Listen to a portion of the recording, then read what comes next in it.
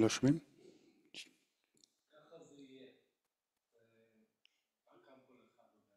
Okay. That's the way it is. Now, we hear only with one ear. But if somebody doesn't hear here, you can move there. So we'll soon start with a meditation. I'll just say a few words. So we're moving today to talk more specifically about how to help others. Yesterday my talk was kind of how we help others by doing our own death process. And today we will be talking about sharing the death process of others before, during, and after dying or death. And we'll split this session between us. I'll start with something, then Anila will share with us some of the practices that can help. And the next session that we'll have after the walking meditation will be, we'll try to deal with some of your questions. Good luck to us. So what we're going to start with will be, okay.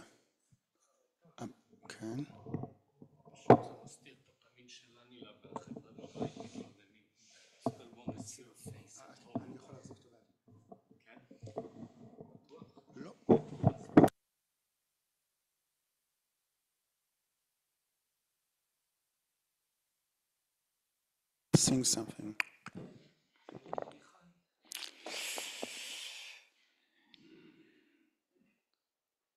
People were complaining they can't see you. That's why we did it. So they should have memorized your face, I think, by now.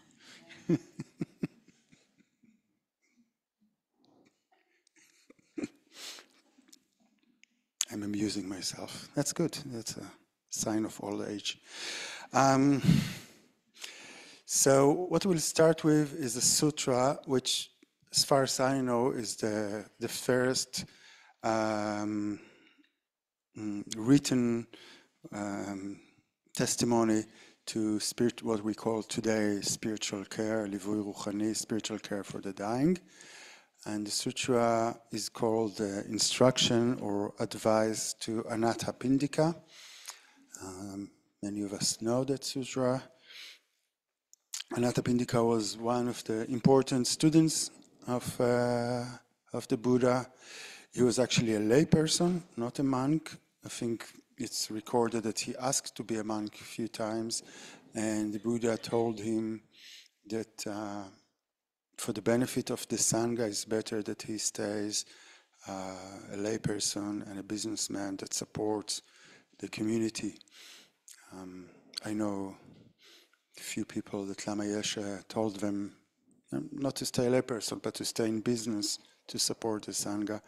And that was quite a sacrifice for someone who was like Marcel, dreaming about going to the mountains. So other people got to go to the mountains, and other people got to support the Sangha, which is extremely important and also quite an honor. So Anathapindika remained a businessman, and he contributed a lot, and now he has come to an old age, and he's sick, and his sickness is severe, and he is asking for instructions or for help. And one of the nice and kind things about it, that he's sending someone to fetch Shariputra. Now, Shariputra is the Buddha's main disciple and is an amazing teacher, and you cannot hope for a better one except that he could have asked for the Buddha himself, and the Buddha would have come. So there is something really modest, he said, go and say, send my regards to the Buddha, don't disturb him, and ask Shariputra to come. So we'll start by me reading the text, what Shariputra actually tells Anatapindika. I'll read it in Hebrew this time, the Hebrew translation, and we'll send it to you at the mail, with the mail at the end of the retreat, both in Hebrew and in English. And if anyone at home can't follow the Hebrew, I think David is putting the link to the English translation, so you can follow from there.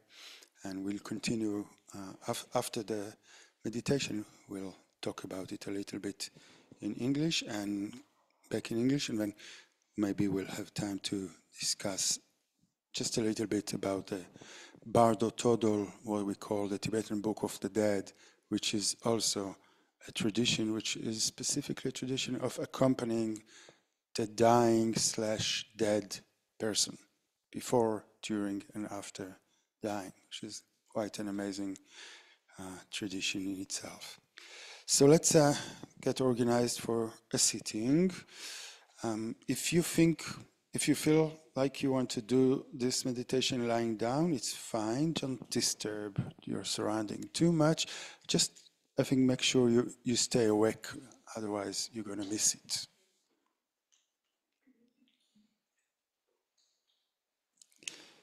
There is something, we already said it a few times, there's something very similar in the process of falling asleep and in the process of dying.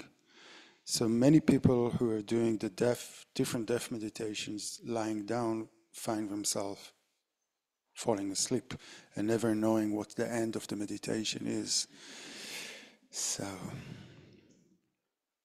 you take responsibility for yourself.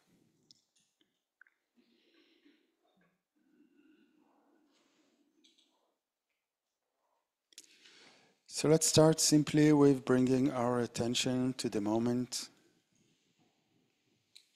Again, taking the time to meet ourselves.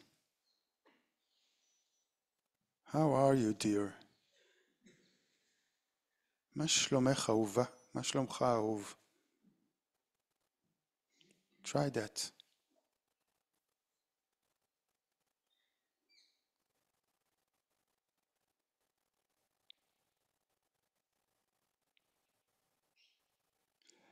As if we met a friend that we really love and we haven't seen for quite a while. We're so happy to meet her, and we really want to know, how does she feel now? How is she doing? How am I doing? We're not going to judge her, we're not going to give her advice, we're just going to listen. How are you doing, love?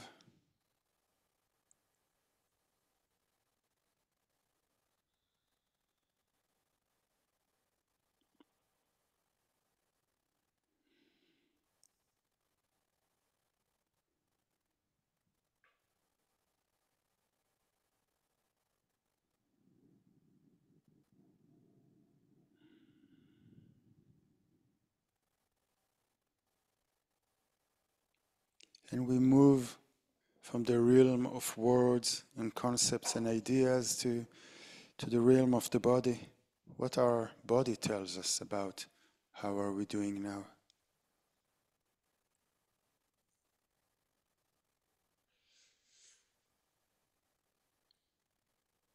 And it doesn't have to be one answer.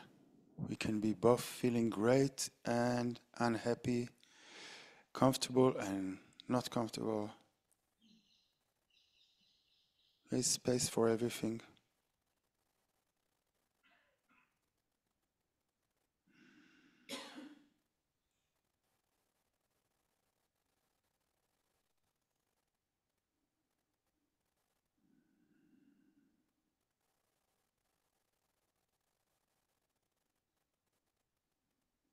Let's connect with the breath just for a couple of minutes. Breathing in, breathing out. Maybe bringing that little smile that Thich always encourages us to bring.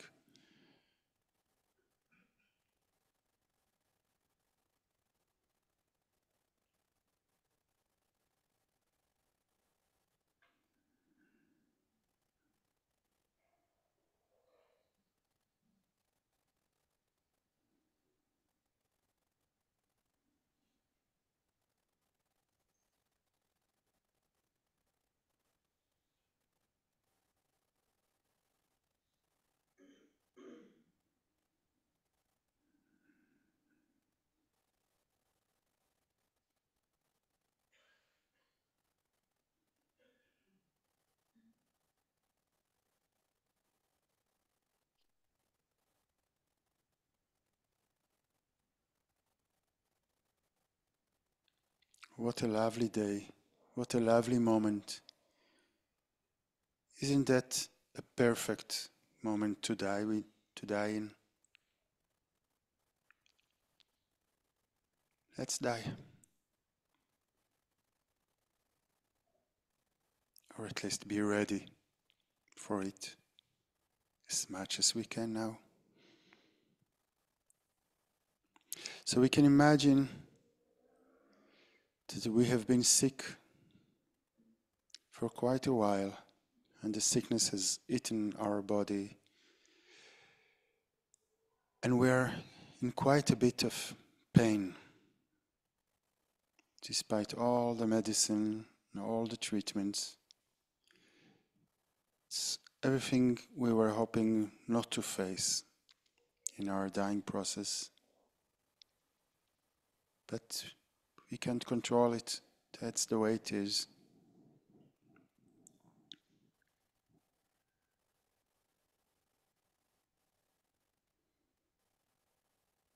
We do what we can to ease the pain, but it doesn't push it away completely.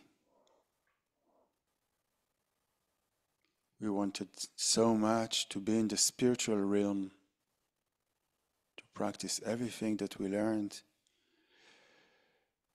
But the body, ouch, the body is so painful, so restless.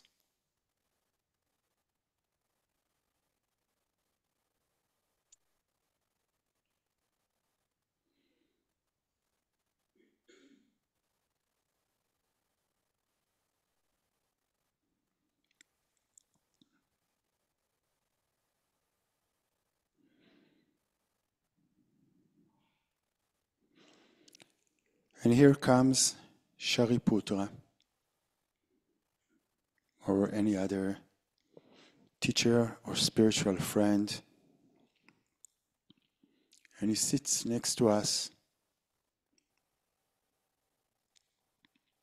very loving eyes, very compassionate.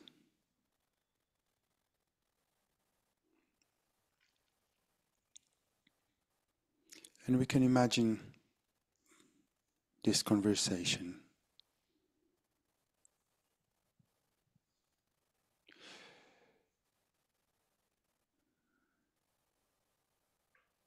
פנה שריפוטרה אל איש המשפחה ענת הפינדיקה בדברים. אני מקווה שמצבך משתפר, איש יקר. אני מקווה שאתה חש בנוח, שכאביך נחלשים ולא מתגברים, שאתה חש הקלה ולא החמרה.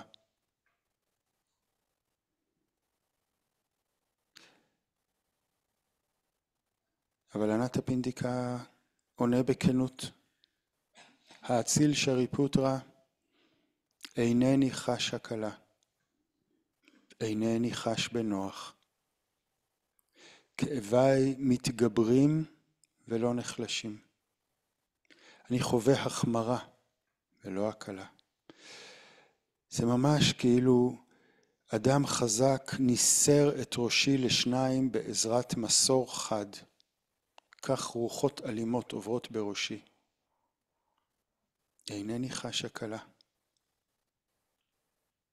ממש כאילו אדם חזק מהדק רצועת אור עבה סביב ראשי כתחבושת. כך קיימת בי תחושה של כאב אלים בראשי. אינני חש הקלה.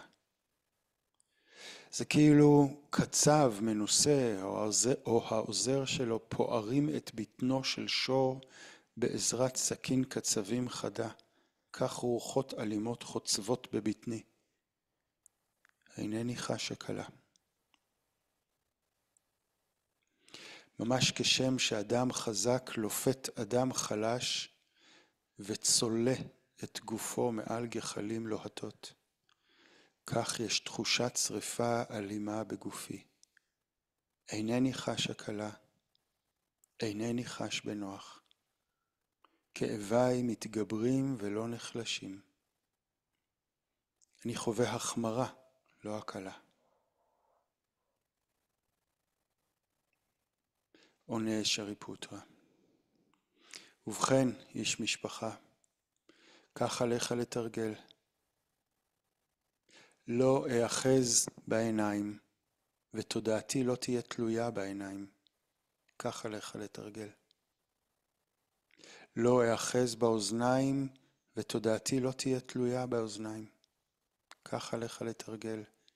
לא אאחז באף, לא אאחז בלשון, לא אאחז בגוף, לא אאחז בתודעה, ותודעתי לא תהיה תלויה בתודעה.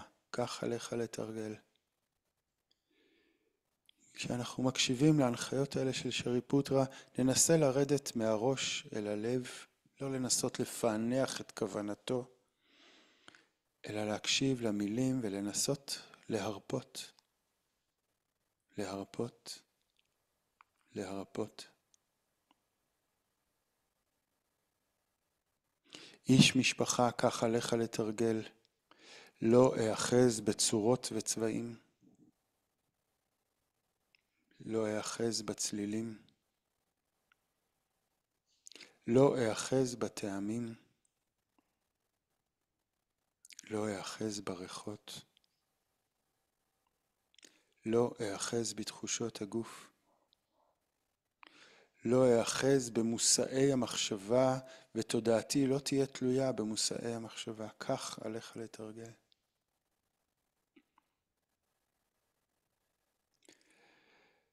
לא אאחז בראייה. לא אאחז בשמיעה. לא אאחז בהערכה. לא אאחז בטעימה. לא אאחז בחישה הגופנית. לא אאחז בהכרת מושאי התודעה בחשיבה, ותודעתי לא תהיה תלויה בחשיבה. כך עליך לתרגל.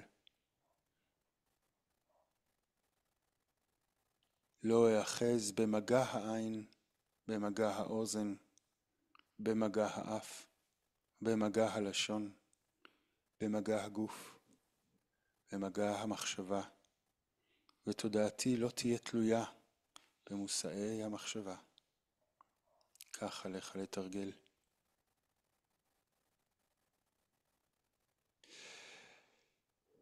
לא אאחז בתחושות שנולדות ממגע העין.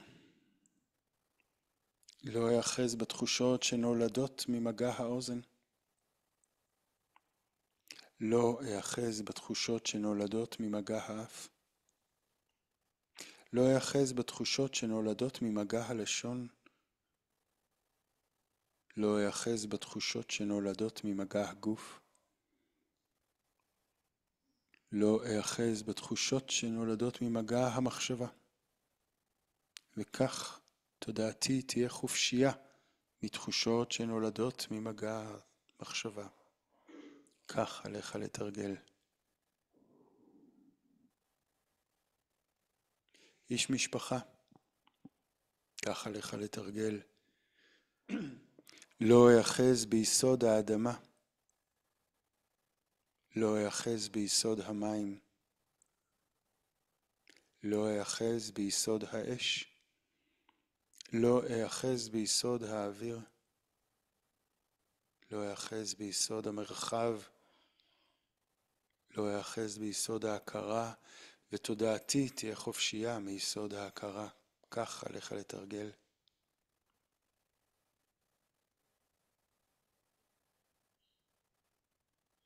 לא אאחז בחומר, בגוף.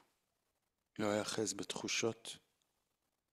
לא אאחז בתפיסות. לא אאחז בתצורות הקרמטיות. לא אאחז בהכרה, ותודעתי תהיה חופשייה מההכרה. כך עליך לתרגל.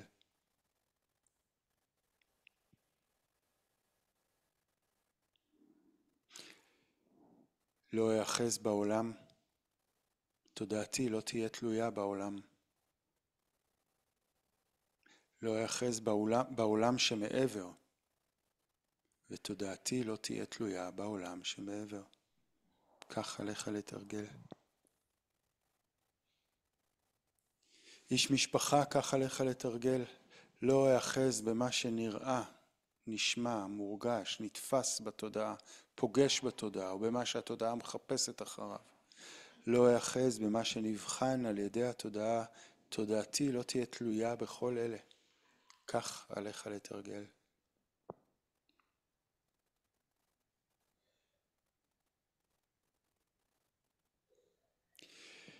כשנאמרו הדברים האלה, התייפח ענת הפינדיקה, רעד ודמעות ניגרו מעיניו. שאל אותו האציל אננדה, האם אתה תובע? האם אתה שוקע? אינני תובע, האציל אננדה, אינני שוקע. חיכיתי זמן רב לנזיר, מורה, ראוי לכבוד, ובכל הזמן הזה מעולם לא הגיע לאוזני דרשה שכזו על הדרמה. דרשה שכזו על הדרמה, איש משפחה, איננה ניתנת לאנשי משפחה שלבושם לבן. דרשה שכזו על הדרמה ניתנת רק למי שהרחיק אל מעל ומעבר. אם כך, האציל שריפוטרה, אמר ענת הפינדיקה, אנא, הנח לדרשה כזו שתינתן לאנשי משפחה. יש מעטים בינינו, שהאבק לא עיוור את עיניהם. חייהם מתבזבזים משום שלא שמעו דרשה שכזו על הדרמה. יהיו ביניהם מי שיבינו את הדרמה. לאחר שניתנה עצה זו לענת הפינדיקה, קמו האציל שריפוטרה והאציל אננדה ממקום מושבם ועזבו, ובתוך זמן קצר נפטר איש המשפחה, ענת הפינדיקה, והופיע מחדש ברקיע תושיטה.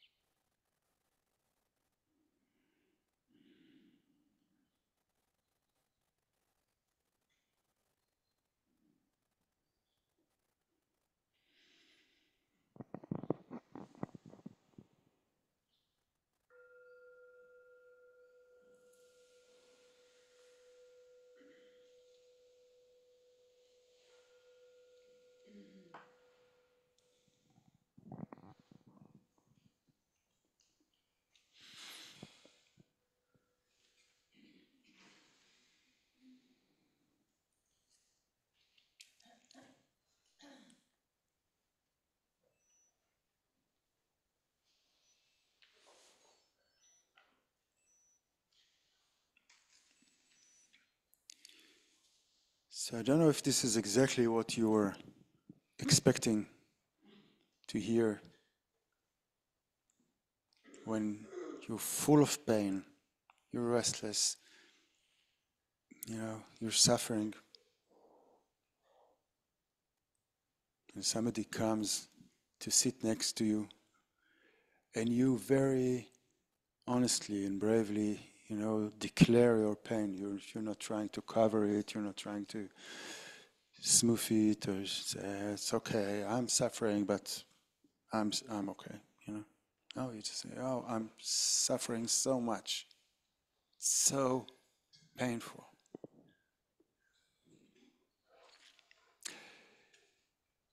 So I just want to take from this dialogue between Shariputra and Anantapindika a few points that for me are important to look at when we think of sharing the journey with another person.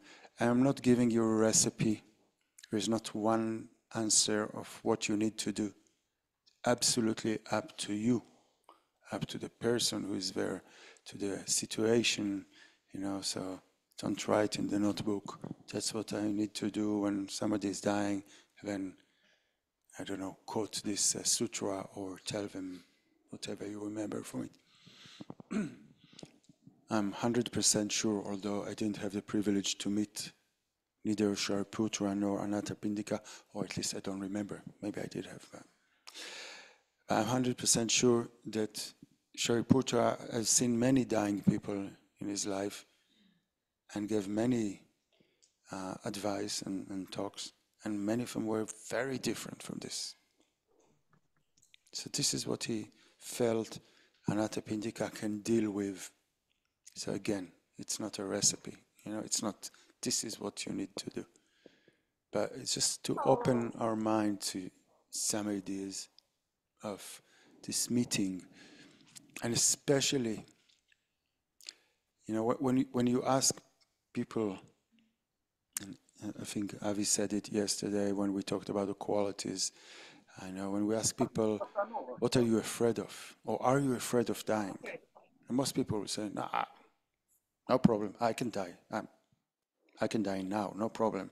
Just the only thing, no pain, no suffering, please. That's all. Yeah? Anybody signs these deals as well? Well, good luck with that. I wish you really all the best. Sometimes it happens like this. Many times it happens like this when the death is sudden, rocket fall on you.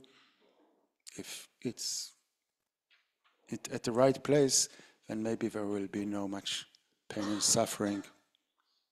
But if we get lucky to be present at the process of dying, so the dying is gradual over hours or days, and many times more than that, many times it involves pain and suffering. We have, the science has improved and still improving a lot, also in the sense of in the field of painkillers and controlling pain. And still, even today, 2024, we meet people dying or sick with lots of pain. So, what do we do when we meet someone who's suffering so much? So the first thing I want to point is the honest and open discussion that we had. We have a brief of this. The fact that Anathapindika feels comfortable enough to tell Shariputra how much he is suffering. This is, something to say, for Anathapindika and his bravery and openness and honesty, but I'm sure it's also a testimony to Shariputra and Ananda. Both of them came there. Anathapindika knew that they can bear it. They will not try to solve it. They will not take out a camel from their pocket and say, maybe you should, or have you eaten, what was that, ginger capsule or something, immune shot, they will be able to bear it. So just that, how many people do you know in your life that when you are in real agony, whether it's a physical pain or mental pain, which of course is not less than physical pain, and you can just come to them and just share your experience. You're not waiting them to solve it. But it's such a lonely experience to be in pain, in suffering. And most of the time we just can't open our mouth because immediately the people around us start to stress out, give us advice, run around to solve it, or we don't want this, but I don't want to be alone with it. And many times I cannot share it with my loved ones because my pain is their pain, and I'll tell them how much I'm suffering. I see it in their eyes, how much pain it brings to them, and I don't want to do it. It's lovely, it's great if we can, but many times it's difficult. And what an amazing thing it is if we have a friend that can bear it, that can be with us. So I'm not saying not to help. Shariputra did help, yeah? But not to rush to a quick and easy solutions.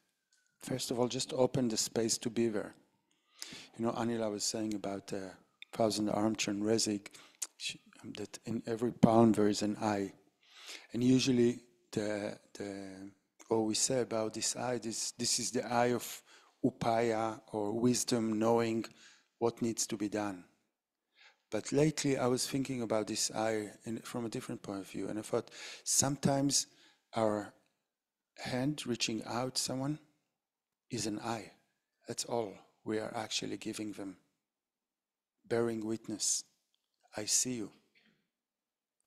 The eye is not just, now I know what you need. The eye sometimes itself is the help. I can see you. Doesn't matter how much you suffer. I'm sure many of us have gone to the Kikar Chatufim to see the hostages and their families, or we hear them, or we meet them somewhere, and just to think about them bring tears to our eyes. You know, it's just unbearable. It's so unbearable that many times we look the other side because it's too much for us. So just to bring our good eyes, although we don't know how to help them, we don't know how to bring the hostages back. We don't know how to ease the pain of someone who is in pain. We don't know how to save them from dying. But that doesn't mean that I look the other way. I see you. I see that you're suffering. Can we offer that? It's not easy. It's really not easy. Especially if it's a person who's close to us. So maybe we start by training. Like Anila said again and again yesterday, it's all training. Maybe we can start by training with people who are not that close to us. Maybe we don't have the luxury. Maybe we have somebody close to us who is dying or is in pain now. Maybe it's the reason we came here for the weekend when we have to deal with that. But we can, if it's not a situation, we can start with going to people who are not our first circle.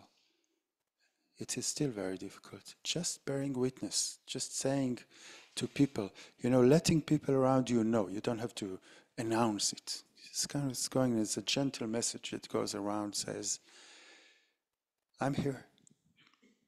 I can bear it. It doesn't matter how horrible your pain is. You can always tell me. So this is the first part, which I think it's already 3/4 of the way. Because being there, just taking somebody out of the loneliness of the situation. People can be surrounded by love, by loving children, partner, parents, you know, caring friends, and still feel incredibly lonely with their suffering. I told you about ST yesterday. You know, ST has 2 amazing kids. They were in their 20s at the time. Now they're at their 30s. And they took such a good care of her. Amazing, really amazing. Took her to every checkup, every treatment. They took turns being at home. They made sure they go and do fun things as long as she could go out. And still she was so lonely.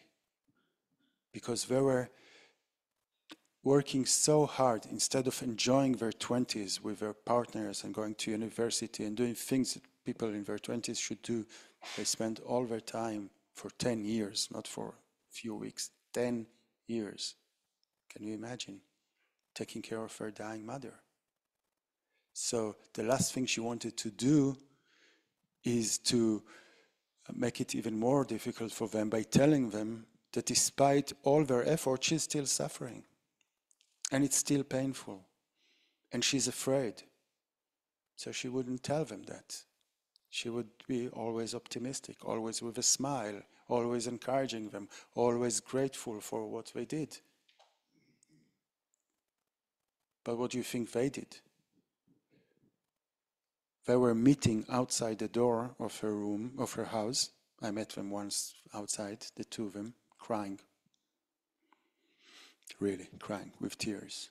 It was at the last stages, you know. They did it outside they had an excuse. They're going to buy something. I don't know. They went out and just went out of the door and cried because they couldn't cry inside because it's so difficult for her anyway. The last thing they want to do is now to make it even more difficult by her seeing them crying. And so much love there. And they were so lonely, at least they had each other. It doesn't always work, not always, even between us, the caregivers, not always we're honest. And she was inside, so lonely with her pain. So just easing this loneliness, just being able to be there. And I'll just say a few words about, what Shariputra is saying. We won't go deep into that. That's a very deep instructions of letting go of everything that your mind holds to, the whole story, everything. It comes, maybe it's a little bit of a Buddhist language, not so easy to follow, but if you were coming down from the head to the heart, you could hear the invitation of let go, let go. And another thought comes and let go of this also. And you think, okay, but at least I'll have good life, in the next life. Let go of this thought. And let go of this thought. Just let go. Just drop it. Nothing to hold on. And we want so much to hold on. But here is a guide. Like Anila said again and again yesterday, how lucky we are when we have someone. And it's amazing if we have our guru. But we have our guru, most of the chances he will not. I don't know where is your guru, and maybe for you it will work. My guru will most probably will not fly to Israel to come and sit next to my bed and hold my hand. I'll be very lucky if any of my teachers, living teachers, many of them are not alive anymore, but will send me an email message or record a message of 2 seconds. So a guide can also be a very good friend, maybe someone who's been sharing the path with us, that knows that he can trust us with telling us not only comforting words, but reminding us what's really important, what we want to be reminded. It's very important. I won't have time and I won't go into the Tibetan Book of the Dead, but sometimes when we practice, what we do is we write our own Tibetan Book of the Dead.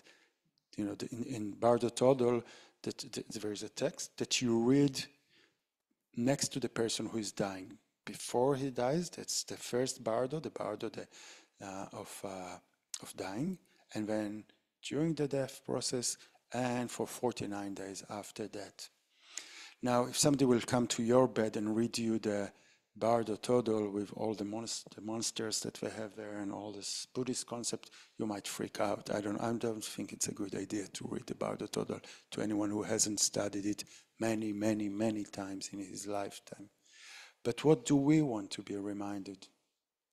Maybe we can tell someone, maybe we can write a text, it doesn't have to be 100 pages book, it can be just 2 pages of what we want to be reminded. What we think will be very difficult for us to let go. For us, for the family people here, it will probably start with our children and our loved ones, letting go of them. Remembering what we said yesterday, that if we have responsibility for our children, it's to die a good death, whatever that is, and not to hold on to them until the last moment. This is not showing our care for them. What we have to let go of. Many of us, and I know many people do it without ever hearing Buddhist talk. It's an intuitive thing. Many of people, when we are next to our loved ones, when they die, we tell them that we let them go, that we'll be fine. We invite them to release. We say, it's okay to go. We have a friend, I won't mention names, I didn't ask her permission, but we have a friend that's common to some of the people here, and her husband was in a coma for quite a long time, years. And she was taking amazing care of him, and the children were taking care of him. And after 6 years, I think, after or just before, I think just after the wedding of her daughter, she came to his bed and said, I love you so much, and I just realized now that I have to let you go. 6 years. He passed away that evening. And just not so long ago, a friend, again, the one that many knows, passed away, and I came to visit him on Friday afternoon. He was not conscious. I sat next to him. I did a tongue line practice, if you know it, and I talked to him. What was more important, I got out of his room. We sat outside. I talked with his wife, who didn't really need me to, she needed me just as I don't know, another pair of good eyes, but she knew it. And after we talked, and we were kind of really honest. We didn't let each other to sway to maybe there will be a miracle, maybe, you never know. How can you know? No, we knew. It's the end. And we finished the talk. She went inside. She told him that. It was not the first time she told him, but this time she knew it's the last time. And she told him, I love you so much. You don't have to stay here for me. Let go. It's okay. She got out of the room. She sent me a message thanking me for doing the conversation before that kind of gave her the push to do that talk. And a few hours later, she wrote me, it's finished. He's gone. Maybe he would have gone anyway. He was the end anyway. But definitely for her, I don't know for him, unfortunately, I don't know. I still don't have that way to communicate with the people who passed away. I wish I would have. There will be so many answers. But I know for her and for her children, and actually for many of the people who heard the story from her, it was really important that it happened like this. So being able to be there, being able to invite this letting go that Shariputra is doing in such a thorough way. We don't have to say any terms sophisticated, any complicated talk, anything. It's really simple, letting go. And the last thing I will say is what I said yesterday. We have to be honest. It's not that we have to be. It won't work if we're not. We will know ourselves that we're faking. So if we are not really ready to deal with our own death, if we feel ourselves grasping and holding, and freaking out like myself when I had a cold a month ago, I was spiritual care, quickly. Now, seriously, if you're not honest with yourself about your own path, it doesn't mean that you have to know that you will be able. Nobody knows. Like I said, I'm doing this for 20 years. I don't know what will happen at the day that I'll come out of the doctor. I might freak out. I don't know. I'm doing what I can. I'm training. But at least I'm training. I'm looking at it. And I'm practicing. And I'm taking any opportunity to be in the presence of death. So when I come to a person and I invite them to whatever it is that I feel that is needed at the moment, or I don't invite them at all and I just be with them, I do it as someone who is remembering his own death. I'm not skillful deaf person. I cannot be. We die each life. We die only one time. We died millions of times already, but unfortunately we don't remember. So each life we do it only one time. So you can't be too much skillful in it, but you can be honest in your efforts and in your presence. And I think without it, it doesn't work. So doing what we did yesterday, talking about our own death, I think it has to be the basis for us being there for somebody else. Otherwise, there's this thing in the air that says, who are you to think that you know, or it will come from our side, thinking, I don't want to be here because it's so frightening. I might die as well. Well, I will die as well. So let's leave it with that. I'll give the mic to Angela. Yeah, it's so true what Boaz is saying. Can I have this? Because nobody's sitting here. Angela will be. We don't know. We just don't perceive anybody. Okay. Oh, it's so difficult for me to move. Come on. If you can see me, there's some space there. Just grab your chair, and because everybody who cannot see me sitting on a chair, so why don't you just move over there? For consideration for me. You have seen how I have problems moving on this. If I would be sitting on the floor, no problem. But going from here to there, so it's okay. It's all right, so if you want to see me, then just move to the other side. Okay? Or go to the Zoom. Or go to the Zoom, right, but you can't. You don't have your devices. So yeah, so what Boaz is saying is so true. And I think what I noticed once very, very clearly, when it's somebody that you like very much and you actually also want them to let go and all this, I wasn't aware of my own clinging. I don't want her to die. She needs to die, she's old, so it would be good if she would die. And then when I called her, because I was coming to Israel, I think, then that means I'm absent for 3 months. I hung up the phone, and I had this thought, I don't want her to die. I want to see her again when I come back. So this is something also when you are very close to the person, this can happen. So it was a 95-year-old woman, a mother of a friend of mine, and so she was not that kind, but I really loved her because she was very for her family, she was like a lioness, like she would be defending them and all this, but it was very difficult to penetrate. But somehow, because I didn't really grow up with the family, my mother was always absent, it's okay.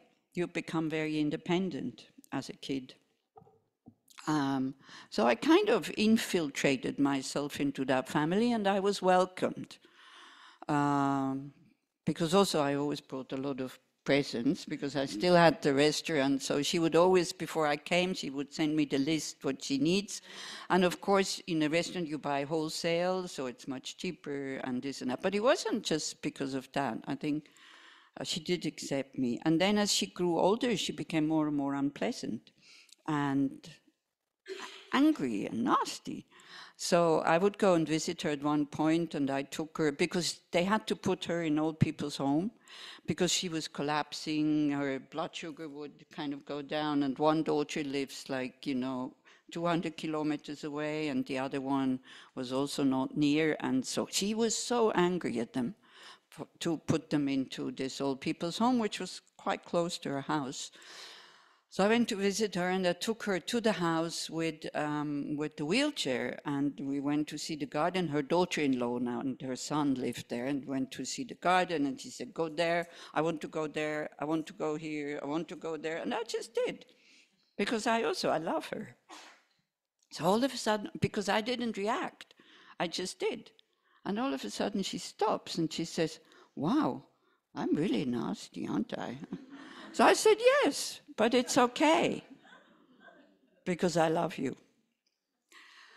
And so we went back to I took her back to the old people's home, and I said, I'm going to go and visit to say hello to somebody, I'll come back.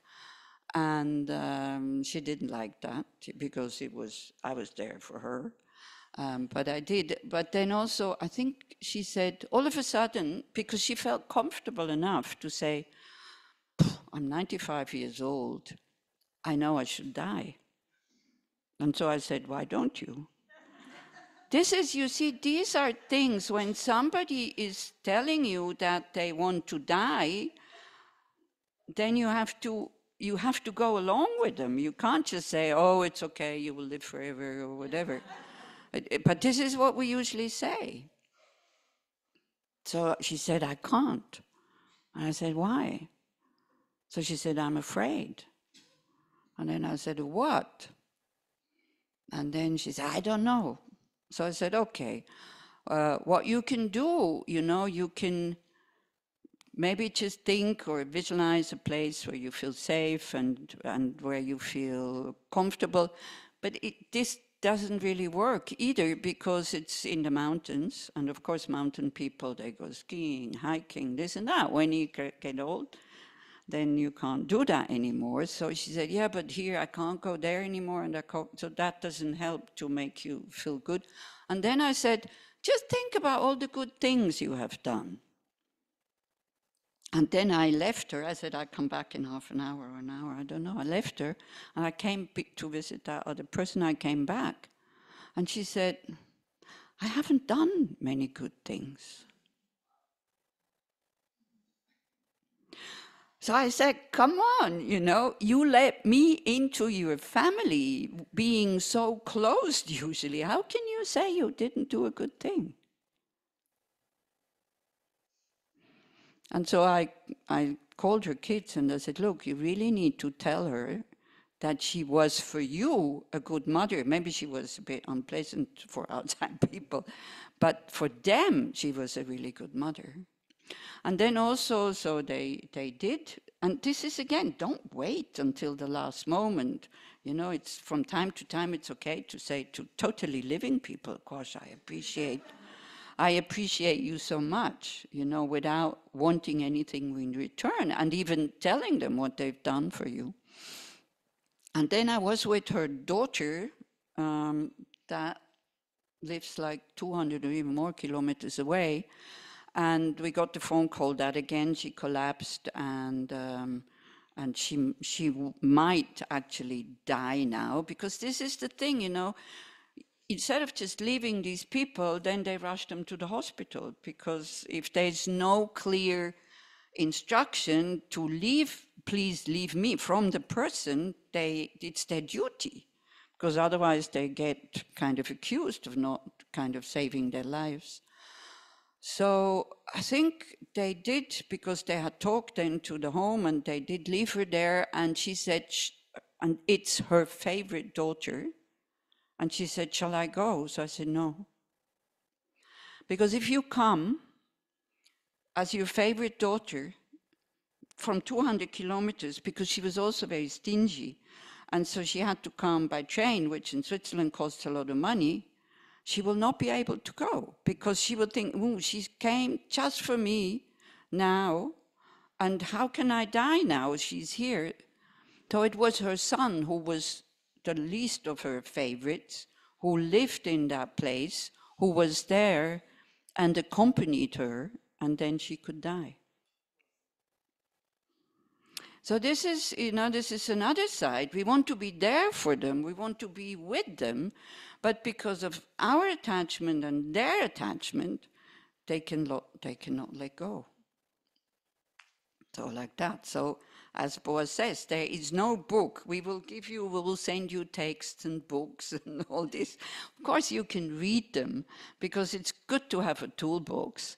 But it's not like, also sometimes they say Dharma is like science, spiritual practice like science. It is not.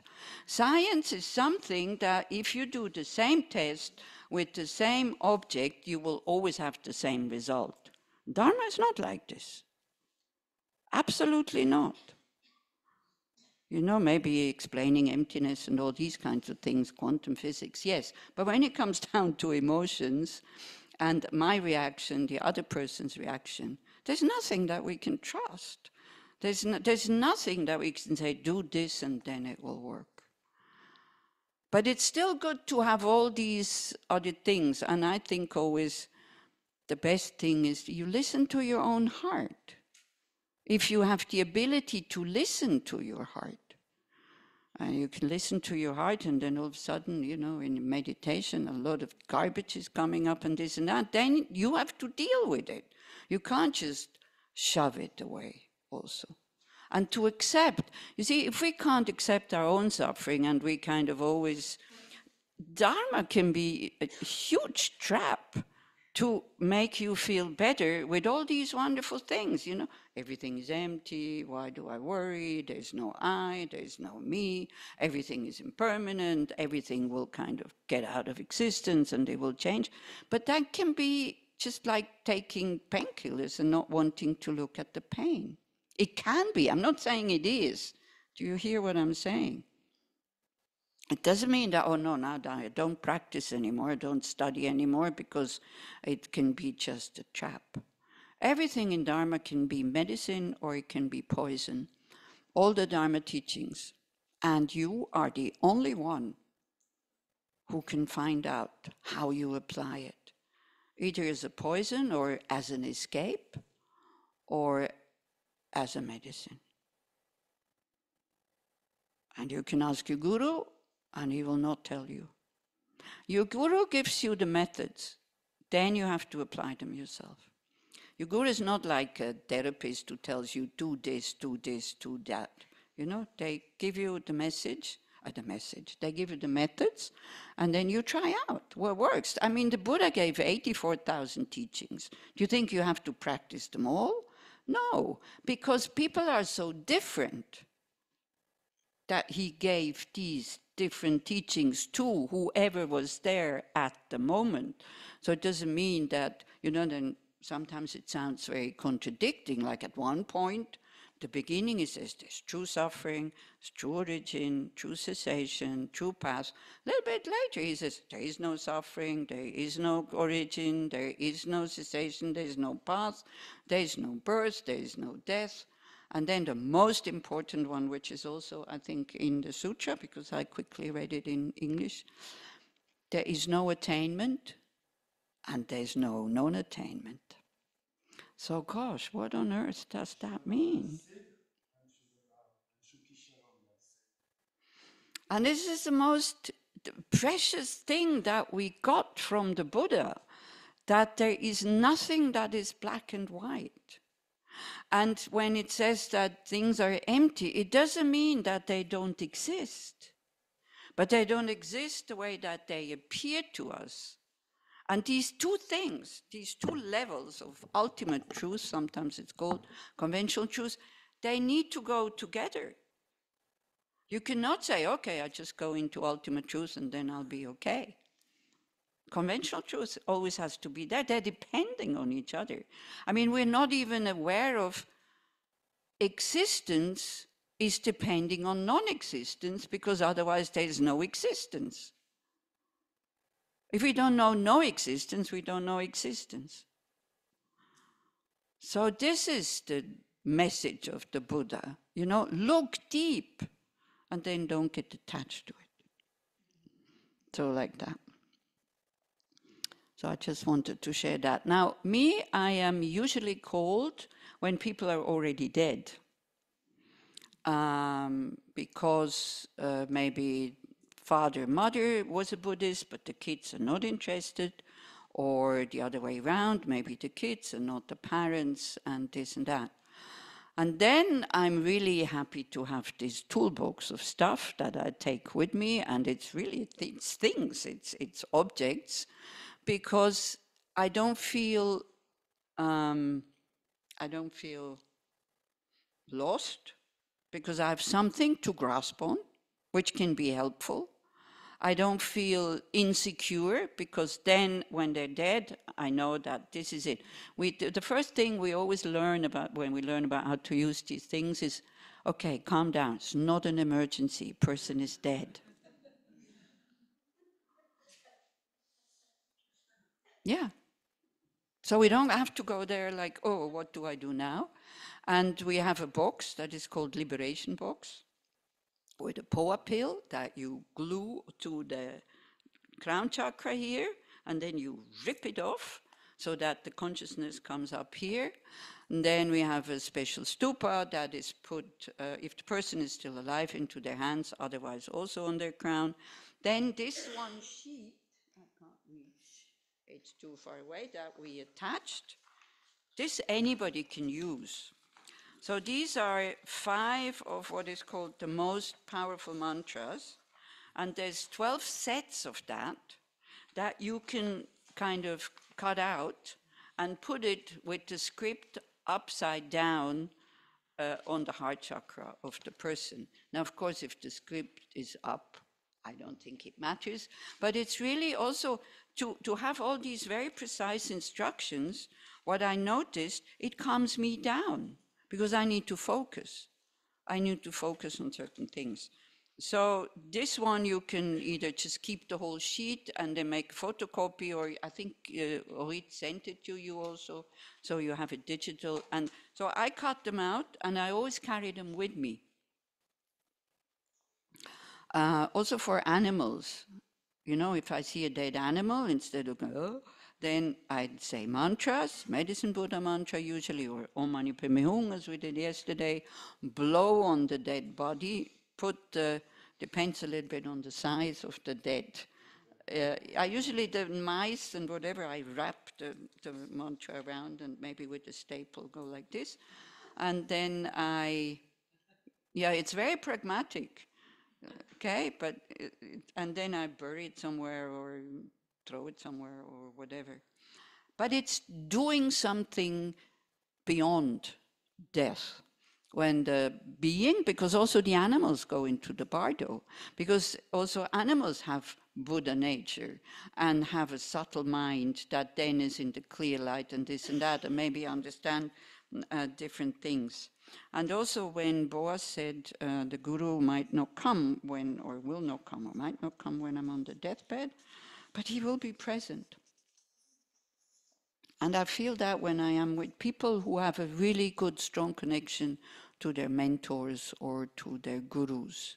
And that's very comforting also.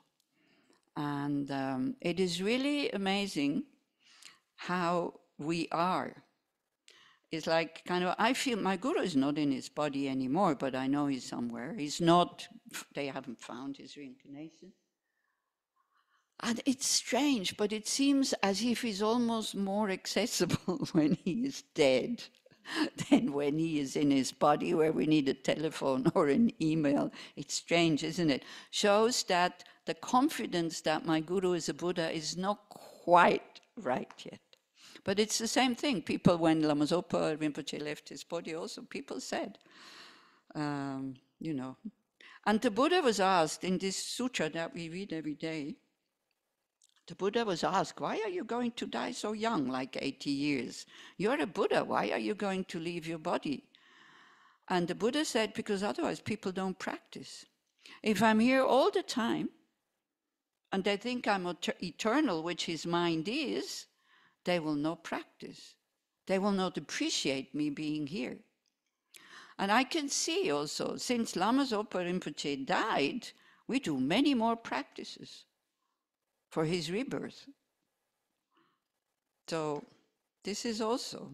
So actually, if somebody, you know, you can also think like this, maybe my death will make my loved ones pray, who usually never pray, or try to find a connection with something more transcendental than just material things. So then your death can be of benefit to them, like the death of our gurus is definitely of benefit to us, because we practice, we do more things according to the advice of the Dalai Lama, for example. You know these 108 names of Manjushri? Maybe in my whole life I read them maybe once, yeah, before Rinpoche died. Although he always said how beneficial it is to recite these texts.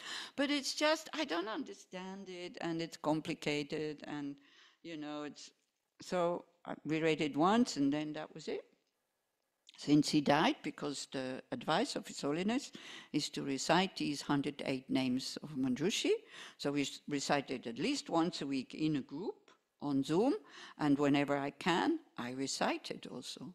And I came to get a deeper understanding of it by not really needing to understand all the words, but by just reciting it. So this is how texts work. But yeah, you have to break through boredom, and you have to break through wanting to exactly have explained all the details.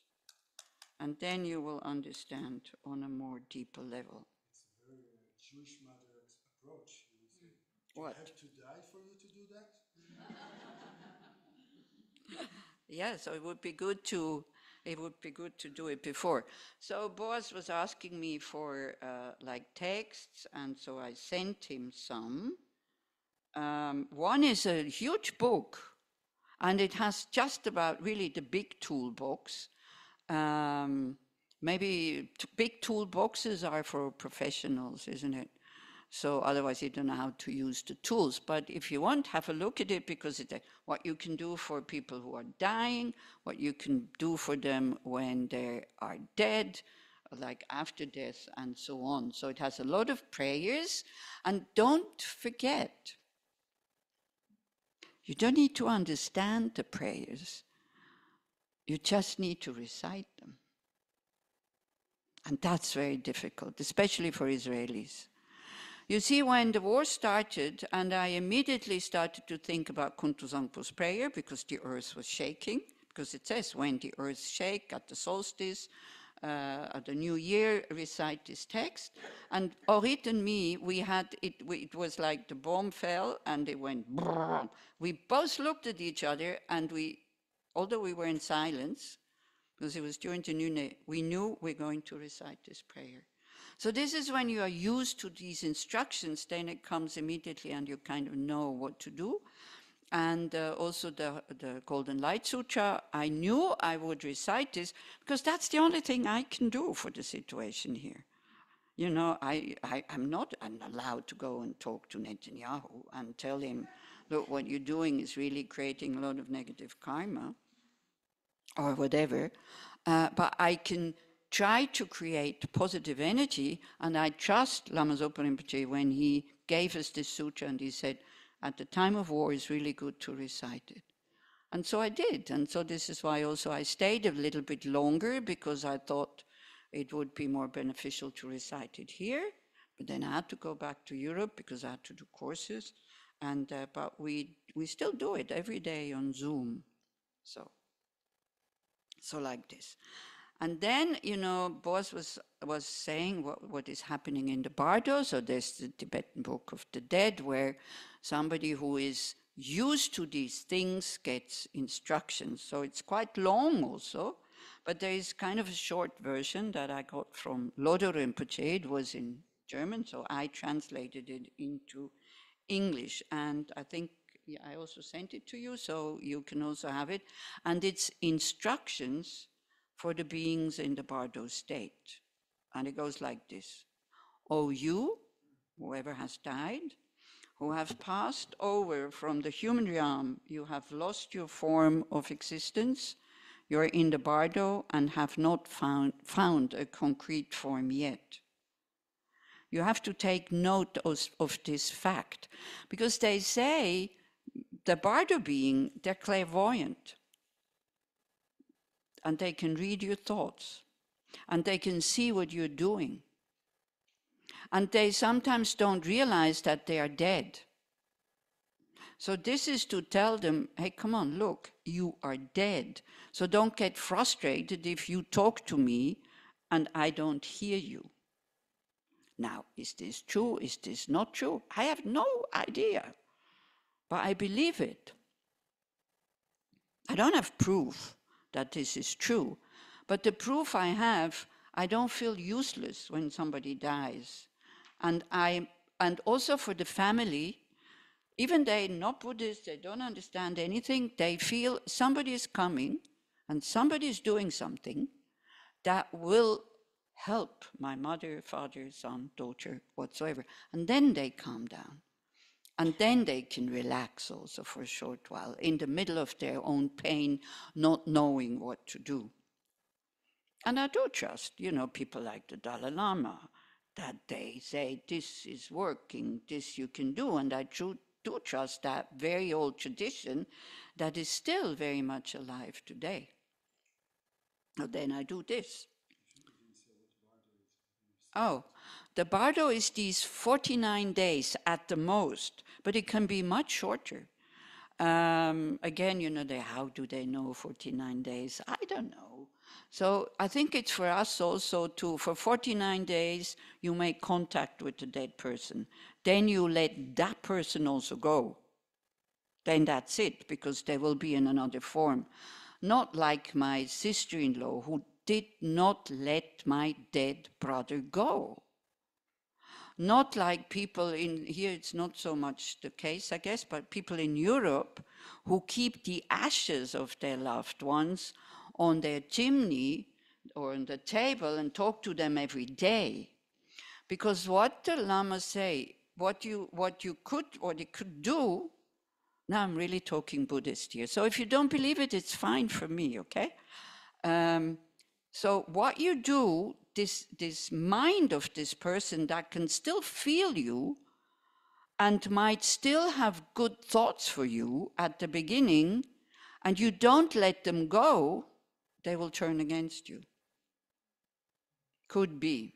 So they never advise to keep, ashes or things like this. Give it away. Like also all the possessions that belong to this loved one in Ladakh, they do an auction. And the money goes in the name of that person to the monastery. No, of the belongings. Yeah, the ashes are getting into tsatsas or scattered or whatever. Or, if it's sky burial, the body gets cut up and being fed to the vultures, to the birds. So at least you practice generosity with your body. That's great. If you are in the earth, you can also think I'm practicing generosity with my body because of the worms. They also need food.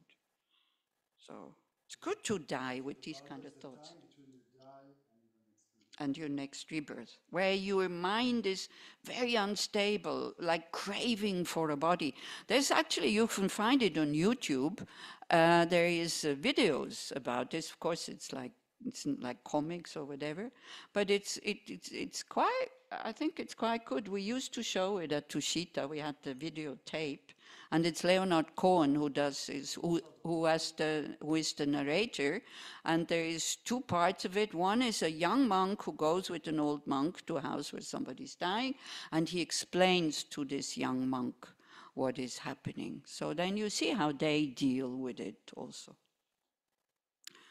Okay, so then you explain to that mind who is craving for a body, but doesn't have a living body anymore, because again, in Buddhism, you don't die, your mind continues, and you continue with having experiences. So your earth element has dissolved. That's why you have the feeling that big earthquakes are happening and that the earth cracks open with a lot of noise, like this feeling of falling. Your water element has dissolved. That's why you have the sensation to drown in an ocean or to be carried away by the floods of a river. I think if you have read the Tibetan Book of Living and Dying, these are very similar things. It can be very frightening, like it's a big nightmare, because all the things we were used to are gone, and we don't realize it.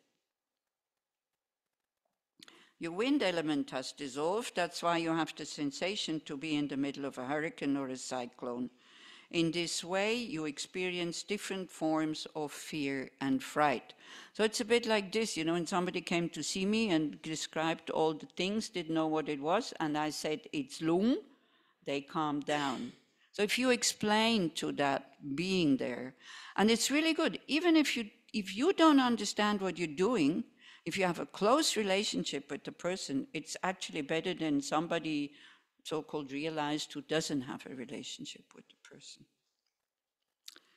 So all these sensations are indications that you are in the bardo state. Physically, you are now able to pass through mountains, houses, etc., and can effortlessly reach any location as fast as lightning, like in the dream. Because they say the bardo body is like a dream body. If you fell into the water earlier, you went under. Today, you do not sink anymore in the water. Have you ever dreamt that you can fly in the air and swim in the water? And at the beginning, me, because I loved water, it's like at the beginning I was afraid to breathe because I somehow knew I was in the water, but then I started breathing and thought, wow, it works. So verbally, you were able to communicate with neighbors and relatives. Now they do not respond to your speech anymore. Your mind experiences neither sun nor moon. That's also good to observe your dreams, whether you experience sun or moon. I don't. And it's also not light in my dreams. It's kind of as if being in outer space or something. Your dream body does not cast a shadow, no matter where you are. Fast as lightning, you move to familiar and unknown places, to pleasant or to unpleasant ones. Your whereabouts are next to trees, stupas, and temples. Everything is very uncertain, be it while walking, sitting, lying, or in dealing with known and unknown things. Your body is constantly changing. All experience of your three doors are unstable. These are all signs that you are in the bardo state. You also experience apparitions that look like God Yama with burning eyes, wrathful and threatening. They are constantly hurling different weapons towards you. Unpleasant sounds can be heard. So they say like the light can be very, very bright, but it frightens us, and then we go to a more gentle light, and then that's rebirth in samsara. So, you know, this is why also you're being told in the Bardo to don't be afraid of the light. It's just a reflection or a projection of your own mind. Go towards the light, which is your, you know, the clear light mind. And don't be attracted to these more pleasant and less frightening, kind of more not so bright lights. Okay, then this is very Buddhist here. You see female beings, pleasant and beautiful, unpleasant and terrible. They smile, seduce, and do similar acts. You see the gods and demons born with you, because they say in the Bardo there's different first peaceful gods appearing and then wrathful Buddhas appearing. So again, always this reminder, it's a protection of your mind. It's like the you know, the protectors is the wrathful side of our compassion, and the peaceful ones, of course, are the peaceful side of our compassion. Your mind is always in turmoil. You are constantly experiencing sadness and despair. You have a desire to go here and there, and you're always on the move. These are all signs of the Bardo state.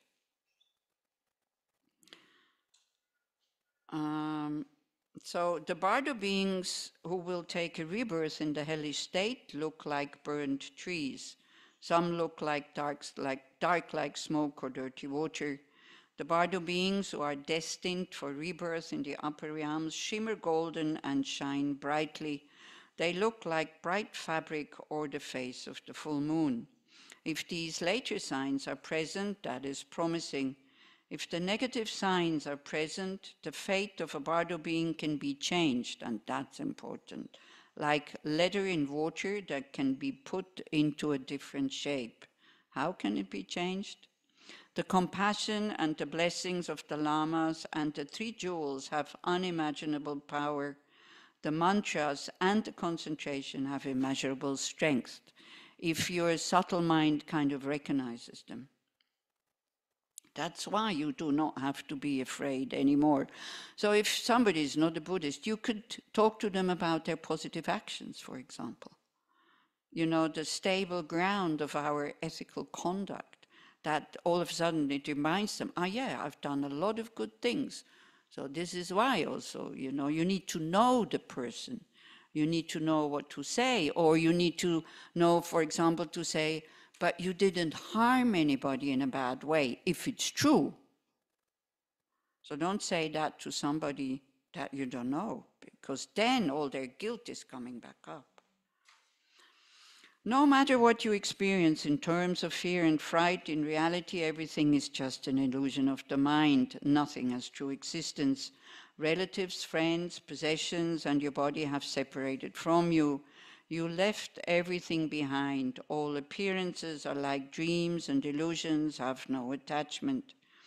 If you cannot resist attachment, you will have a hard time to ward off Yama's threat. Yama is the Lord of Death. At the moment, it is extremely important for you to be aware of the dangers of falling into the lower realms of existence. Your refuge are the lamas and the 3 jewels. With single-pointed concentration, take refuge. This will liberate you from the lower states and the cycle of existence. Because you do not yet have a concrete form of existence, you are very weak, anxious, and formable or moldable. I did the translation quickly. I see it's not so great.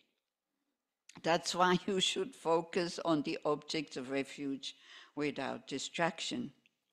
To be of help to you, I have generated the mandala and the deities of the Medicine Buddha, because it says at the time of death or during death, Bardo, Medicine Buddha is very helpful. Develop devotion and trust and concentrate on my words. So when somebody close to me has died, I do this for 49 days. What it does, it makes me familiar with what is going to happen to me at the time of death. So it's helpful kind of in 2 ways.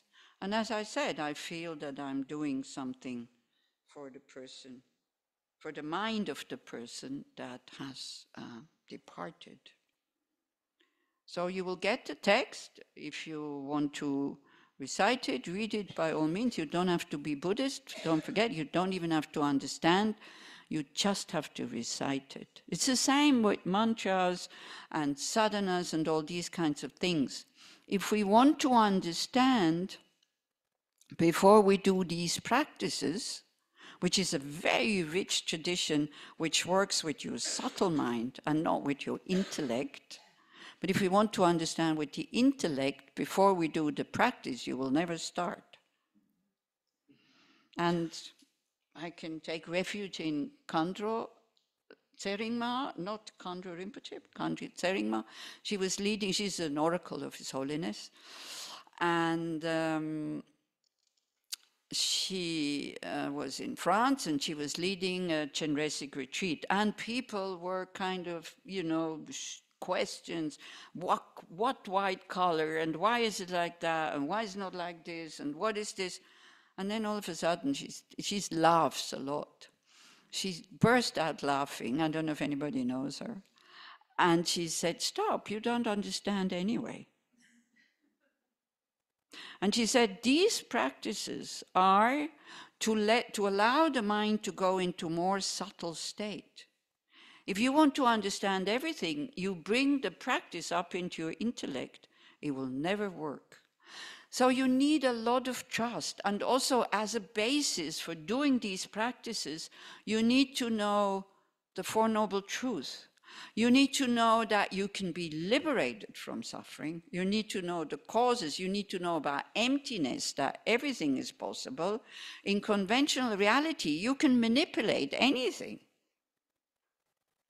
That's what you need to know. So usually they say you need to have a good, there you can bring in your intellect, a good intellectual understanding of renunciation, the wish to be liberated from being under the control of wrong views and negative emotions.